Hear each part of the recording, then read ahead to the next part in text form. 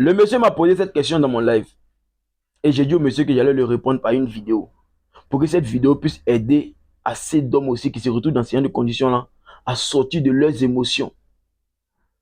Les gars, comprenez que ce sont vos émotions qui vous rendent faibles. Ce sont vos émotions qui vous empêchent de réfléchir normalement. Et vos émotions-là, ils alimentent une force invisible qui est appelée le subconscient. Et je vous le dis et je vais le redire. Le subconscient n'est ni moral ni immoral. Il s'en fout de ta dignité d'homme.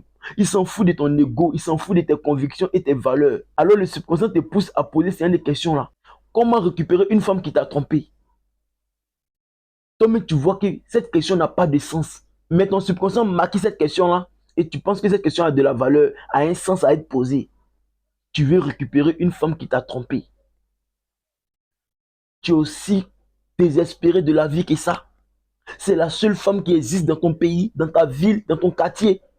Tu n'as jamais connu d'autre femme à part elle. Souvent, sortez un peu de vos émotions, les gars. Parce que ça vous rend misérable. Le subconscient finit par vous mettre dans une situation qui vous rend misérable émotionnellement. Et vous commencez à mendier en relation amoureuse. C'est ça le problème. Vous êtes devenus des mendiants émotionnels. Et comprenez que c'est une maladie psychologique. Vous êtes atteint de maladies émotionnelles que vous devrez soigner.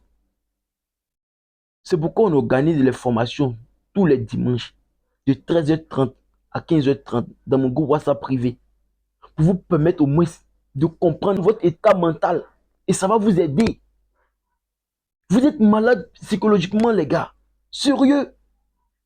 Et ça vous rend mendiant émotionnel. Ça vous rend mendiant sexuel. Vous suppliez pour être en couple. Vous achetez les relations. Vous louez les relations. Parce que quand toi-même tu vois dans les conditions dans lesquelles tu te mets en relation même, tu te dis, tu es misérable quoi. Toi-même tu te fais pitié à toi-même. Une femme qui t'a trompé, tu veux la récupérer. Donc tu cherches stratégie pour la récupérer. Frère, tu vas la récupérer par rapport à quoi? Par rapport à quoi?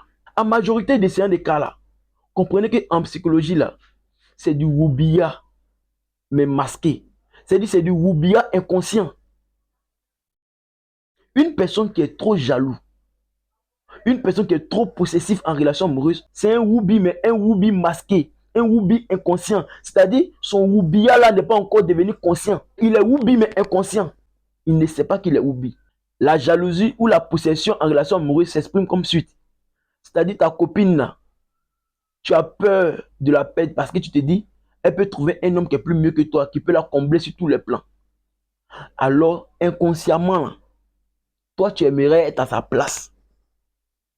Tu aimerais être à la place de ta copine. C'est-à-dire, tu veux sortir avec le monsieur là.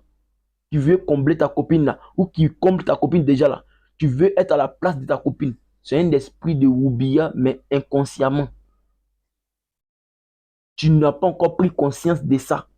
Donc, c'est dans ton subconscient, ça se passe. C'est pourquoi tu l'exprimes par des jalousies. Tu l'exprimes par de la possession. Tu ne veux pas que ta copine sorte de ta vie. Tu la possèdes. Tu la gardes près de toi. Tu t'accroches à elle. Tu ne veux pas la laisser briller dans sa propre lumière. Tu ne veux pas la laisser s'exprimer. Tu ne veux pas la laisser libre de tout mouvement. Parce que tu as un esprit de Wubia, mais masqué, mais ressenti de manière inconsciente. C'est ça la jalousie. C'est pourquoi je vous dis la jalousie est une maladie psychologique. La possession d'une personne est une maladie psychologique. L'idée fixe est une maladie psychologique.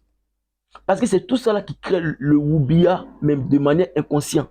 Les jeunes d'aujourd'hui sont tellement désespérés en relation amoureuse qu'ils sont prêts à tout bafouer pour avoir une copine, pour avoir du sexe. Et c'est déplorable, ça fait pitié. Parce que vous manquez de connaissances.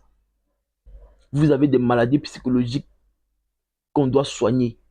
Mais vous ne voulez pas vous faire soigner. Les maladies psychologiques, elles sont internes, elles sont cachées. Si on ne rentre pas dans ton subconscient là, pour découvrir ce genre de maladie-là, on ne va pas savoir que tu es malade. Prenez des entretiens avec nous. On est là pour ça, pour vous aider. Apprenez ou périssez.